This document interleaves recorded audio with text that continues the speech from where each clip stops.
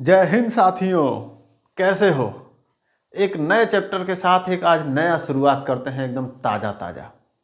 ठीक है, आज जो हम चैप्टर जो आपका शुरुआत करने जा रहे हैं उसका नाम क्या है? त्रिभुज। देखो आ गया हमारा फेवरेट वाला। सबसे ज़्यादा यदि किसी भी स्टूडेंट से पूछो कि सबसे खतरनाक चैप्टर उसे कौन सा लगता है, तो यही कहेगा है जो रेखा गणित वाला, जो प्रमेय वाला जो चैप्टर हुआ है वो। और भैया यही हमारा फेवरेट है। ठीक है, इसी में हम तुमको इतना बेहतरीन बना देंगे कि तुम लोग देखना, मजा आ जाएगा एकदम। जो है ना, गर्दा उड़ा देंगे, वही चीज है। ठीक है, तो आज हम जो शुरू करने जा रहे हैं चैप्टर त्रिभुज। इसका बेसिक हमने आपको त्रिभुज के बारे में बता दिया था। त्रिभुज कितने प्रकार के होते हैं, कोणों के आधार पे, भुजाओं के आधार पे। समकोण त्रिभुज क्या बोलते हैं कि अधिक कोण त्रिभुज, न्यून कोण त्रिभुज, समबाहु, समद्विबाहु, विषमबाहु त्रिभुज, ये सारी चीजें हमने आपको बता दिया था। अब हम शुरू करते हैं, वो बेसिक चीजें थी, अब शुरू करते हैं चैप्टर। ठीक है, सबसे पहला जो आपका टॉपिक है इस त्रिभुज वाले चैप्टर में वो क्या है? समरूपता। ठीक है, समरूपता क्या होता है? त्रिभुज नहीं, कोई भी समरूप का मतलब क्या हुआ? देखो, कोई भी एक ऐसी आकृति, एक आकृति नहीं सॉरी, दो आकृति, कोई भी दो आकृति समरूप तब कहाएंगे जब वो देखने में, चाहे वो आकृति बड़ी हो चाहे छोटी हो, देखने में दोनों एक के जैसे लगते हो। जैसे मान लीजिए आप फोटो बनवाने जाते हैं, ठीक है, तो फोटो मान लीजिए आप इतना छोटा साइज बनवाते हैं, उसी फोटोआ को आप कह देंगे दुकानदार वाले भैया से कि भैया हेत्तत के बना दो, तो यही फोटोआ के वो बड़ा करके क्या करेगा? हेत्तत के बना देगा। तो लेकिन दोनों में आदमी दूसरा कोई थोड़ी हो जाएगा, आदमी तो आप ही होंगे। अलग अलग पोज नहीं होना चाहिए, एक ही पोज, एक ही फोटो का एगो छोटहन बनाना है, एगो बड़हन बनाना है, तो वो दोनों क्या होंगे? एक के जैसे नहीं दिखेंगे, दिखेंगे तो एक ही जैसे। बस फर्क क्या होगा? फर्क ये होगा कि ये छोटी चुको है, आई बड़ा है। तो इस ऐसी जो भी चीजें होती हैं उसको क्या कहा जाता है? उसको कहा जाता है समरूप आकृतियां। इसका मैं एक और उदाहरण देता हूं। आप मान लीजिए गोला बनाते हैं, गोला। अब गोला चाहे छोटा बनाइए और चाहे बड़ा बनाइए, वो रहेगा तो गोला ही, हमेशा उसका आकृति एक के जैसा होगा।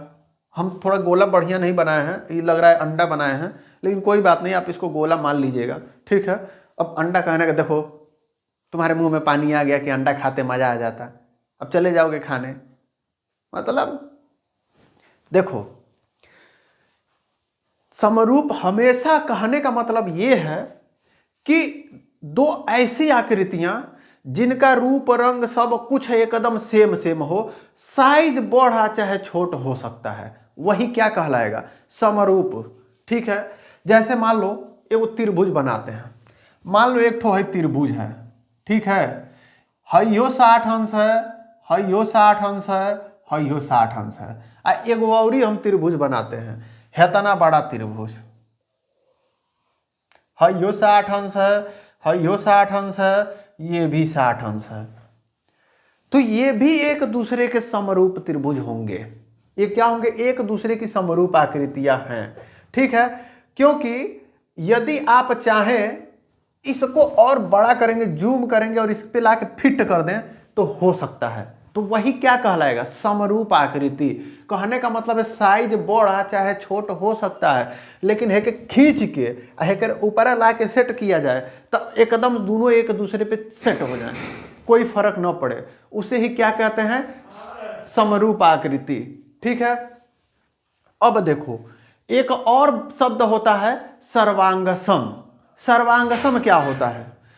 सर्वांगसम आकृतियां वे आकृतियां होती हैं, जैसे हे में तो देखो ये छोटा हो सकता था, ये बड़ा हो सकता था, लेकिन हूबहू उसी साइज की एक ही आकृति, एक ही साइज, एक ही रूप, सब कुछ सेम सेम हो।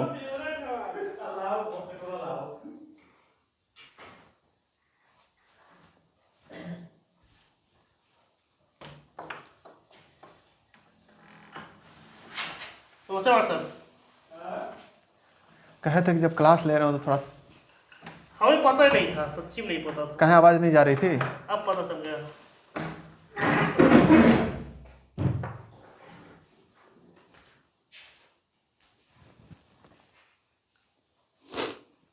देखो थोड़ा सा शोर हो गया था, बगल वाले लड़के आ गए थे और बहुत हल्ला कर रहे थे, हमने डांट के आ गए हैं, हम डांट के आ गए हैं उनको, बस मारे भर नहीं है। देखो सर्वांगसम क्या होता है? सर्वांगसम का मतलब देखो, इसमें तो था ही फोटा हुआ, छोटा ही बड़ा था तो काम चल जा रहा था, लेकिन सर्वांगसम वो होता है कि जितना बढ़न हई है उतने बढ़न दूसर को हो। हाँ ये हो सकता है कि इस्तेमाल हो ये है तो यहाँ पे ऐसे ना होके ऐसे हो जाए, लेकिन साइजवा जितना बड़ा हई है उतने बड़ा हई हो होना चाहिए, वही क्या होता है? सर्वांगसम। ठीक है, चलिए ये तो आपको देसी भाषा में हमने बता दिया लाइव उदाहरण से सर्वांगसम। अच्छा ये बताओ, दो गो आदमी कभी समरूप हो सकते हैं क्या? कभी नहीं हो सकते हैं, क्योंकि जरूर कुछ ना कुछ इधर उधर कुछ ना कुछ उसमें डिफेक्ट आ जाएगा। चाहे किसी का नाक टेढ़ा होगा, किसी का आंख ऊपर होगा, किसी का बाल छोटा छोटा होगा, दो आदमी कभी समरूप नहीं हो सकते हैं। ठीक है, कोई भी दो जानवर समरूप नहीं हो सकते हैं, तो समरूप नहीं हो सकते हैं तो सिंपल सी चीजें सर्वांगसम भी नहीं हो सकते हैं। जो चीजें सर्वांगसम है वो पक्का समरूप भी है, लेकिन जो समरूप है वो हमेशा कोई जरूरी नहीं है कि वो सर्वांगसम ही हो। ठीक है, अब हम आपको त्रिभुज में उदाहरण लेकर बताते हैं। मान लीजिए आपके पास एक त्रिभुज है, ठीक है, हई मान लीजिए है 2 सेंटीमीटर, है 3 सेंटीमीटर, है 4 सेंटीमीटर। ठीक है, आपके पास एक और त्रिभुज है, ए में हई है 4 सेंटीमीटर, है 6 सेंटीमीटर, है 8 सेंटीमीटर। देखो है 2 है 4 है 3 है 6 है 4 है, ये 8 है। देखो ये छोटा हो गया वो बड़ा हो गया, ये क्या है? ये समरूप त्रिभुज है। अब इसको आप दुगुना दुगुना करके एक ऊपर ला के बैठा दीजिएगा तो देखिएगा क्या हो जाएगा, तब सर्वांगसम हो जाएगा। यानी कि समरूप का मतलब क्या है? इसको और बड़ा करेंगे तो इस पे ला के फिट किया जा सकता है। और यही ये भी मान लीजिए ये होता 4 सेंटीमीटर, हई यो होता मान लीजिए 6 सेंटीमीटर, हई होता 8 सेंटीमीटर, तो एक मतलब क्या हो गया? ये और ये एक दूसरे के क्या है? सर्वांगसम है। ठीक है, ये चीज आप समझ गए। अब देखिए कंडीशन क्या होता है समरूप का और सर्वांगसम का। ठीक है, दोनों को हम एक साथ पढ़ा दे रहे हैं। हो सकता है कि अभी आपके सिलेबस में सर्वांगसम न दिया हो, क्योंकि वो क्लास 9th में ही मेरे ख्याल से दे दिया था। देखिए समरूप होने के लिए समरूपता की शर्तें क्या होना चाहिए? देखिए पहला शर्त, सभी कोण बराबर होने चाहिए।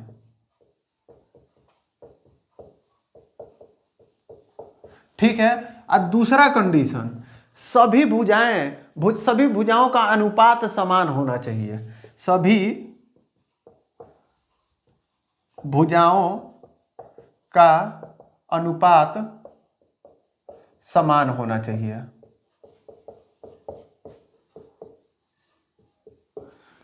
तो क्या हो जाएगा? अगर तो ये दो कंडीशन फॉलो हो रही हैं तो क्या हो जाएगा?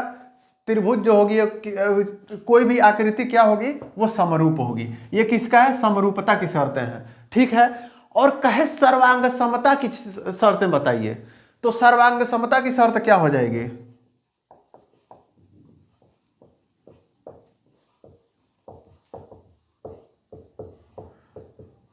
इन दोनों को एक मत समझ लेना कभी।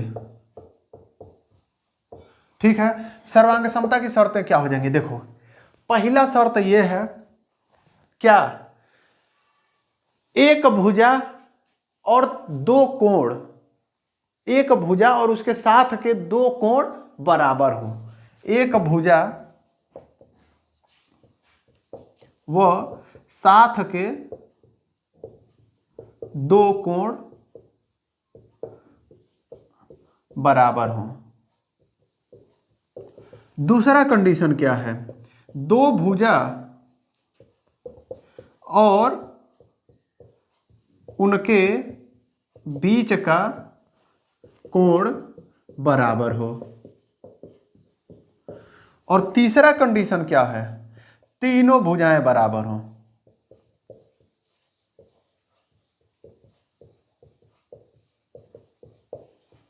देखिए समरूपता की 2 शर्त होगी और सर्वांग समता की 3 शर्त हो गई। सर्वांग समता मेनली डिपेंड करता है भुजा, सर्वांग सम का मतलब होता है कि सब भुजाएं बराबर होंगी, सभी कोण बराबर होंगे। लेकिन अगर तो इतना कंडीशन भी फॉलो कर रहा है तो ऑटोमेटिकली सभी कोण और सभी भुजाएं बराबर हो जाएंगे। और ये इसमें है सभी कोण बराबर होने चाहिए और सभी भुजाओं का अनुपात क्या होना चाहिए, समान होना चाहिए। ठीक है, तो ये आपका क्या हो गया, ये समान अनुपात में होना चाहिए। तो ये आपके 2 शर्त हो गए। ठीक है, अब हम चलते हैं आपके एक्सरसाइज पे।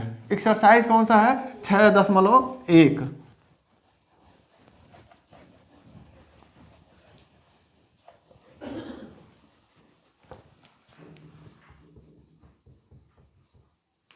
चाहे प्रश्नावली है तो हम क्या लिखते हैं, प्रश्नावली लिखते हैं।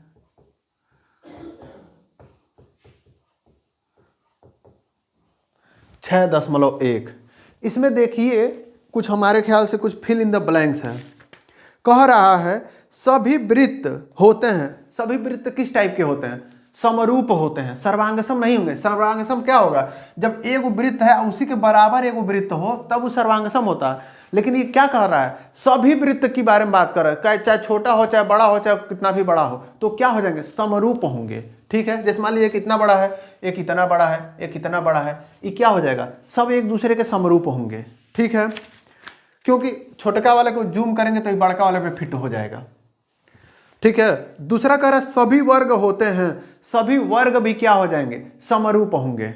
ठीक है, सर्वांगसम नहीं होंगे, क्योंकि एक ठो वर्ग मान लो हई है, दूसरा का वर्ग मान लो इतना बड़ा हो गया, तब क्या करोगे, सर्वांगसम तो हो नहीं सकता। सर्वांगसम होने के लिए क्या चाहिए, जितना बड़ा ये हो उतने बड़ा ये भी हो, तब सर्वांगसम हो रहा है। और ये सभी वर्ग की बात कर रहा है तो क्या हो जाएगा, ये समरूप हो जाएगा। तीसरा कह रहा है सभी त्रिभुज समरूप होते हैं। किस प्रकार के त्रिभुज समरूप होंगे, देखो ये एक सोचने वाली बात है। सिर्फ और सिर्फ समबाहु त्रिभुज ही ऐसा है जो हमेशा क्या होगा, समरूप होगा।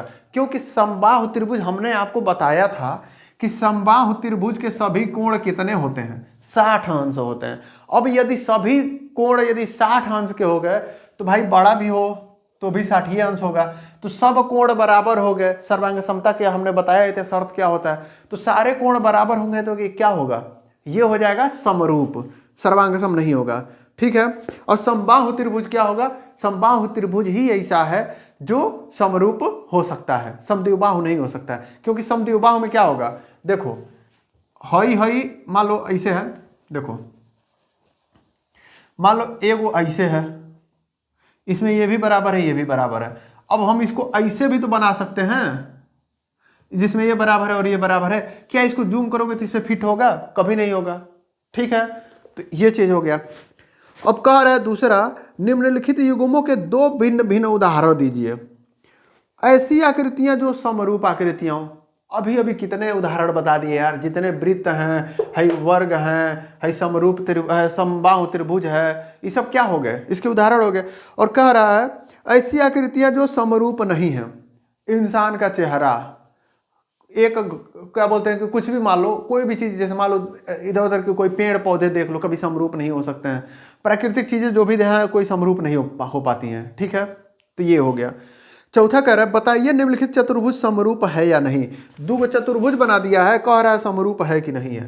एगो हे तरह है, एगो हे तरह है।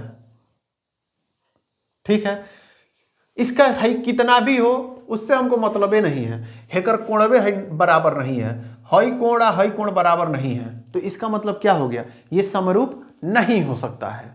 ठीक है, तो ये आपने समझ लिया। अब जो है थेल्स का जो प्रमेय है, इसके बाद से जो है इसको हम आपको बताएंगे अगले वीडियो में। ठीक है, तो आपको इसमें 2 प्रमेय हैं और दोनों के लिए हम क्या करेंगे, अलग अलग 2 वीडियो बना देंगे, ताकि आप बहुत आराम से एकदम बेसिक से लेके हम पूरा आपको समझा देंगे, ताकि एकदम कमजोर लड़का भी आराम से समझ ले। ठीक है, तो चलिए ठीक है, इस क्लास को यहीं हम ख़त्म करते हैं। और अगला जो, चूंकि ये छोटा क्लास है तो इसका मतलब ये नहीं होगा कि आप केवल इसी वीडियो को देख के और सो जाएं और घूमना शुरू कर दें, आप पबजी खेलना शुरू कर दें। आप थेल्स का प्रमेय भी आज ही उसको निपटा दीजिए। ठीक है, हम आज उसका वीडियो अपलोड करने की पूरी कोशिश करेंगे। ठीक है, चलते हैं फिर, बाय बाय।